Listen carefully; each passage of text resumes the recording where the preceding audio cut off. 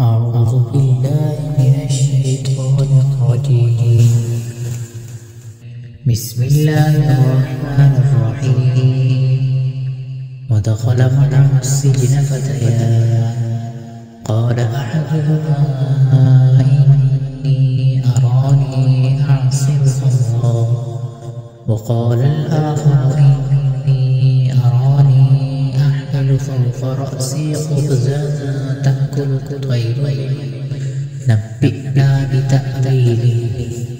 إنا نراك من المحسنين. قال لا يأتيكما طعام ترزقانه إلا نبأتكما بتأويله قبل أن يأتيكما ذلكما مما علمني ربي إني تركت ملة قوم لا يؤمنون بالله وهم بالآخرة هم كافرون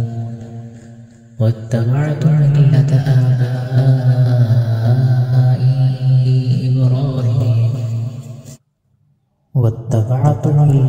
آبائي إبراهيم وإسحاق ويعقوب ما كان لنا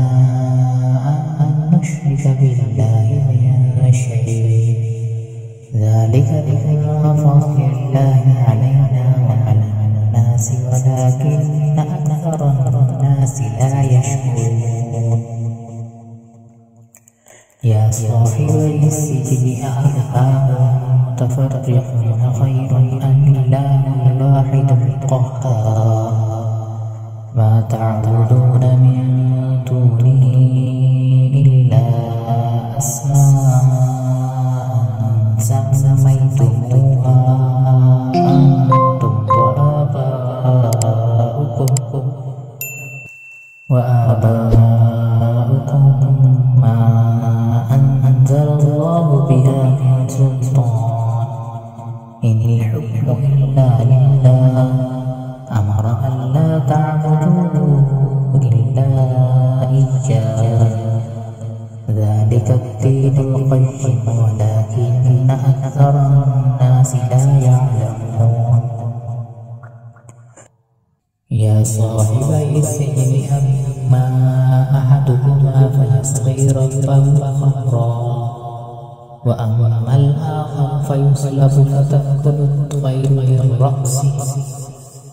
قضي الأمر الذي فيه تستفتيان وقال للذي ظن أنه ناج منهما اذكرني عند ربك فأنساه الشيطان ذكر ربه فلبث في السجن بضع سنين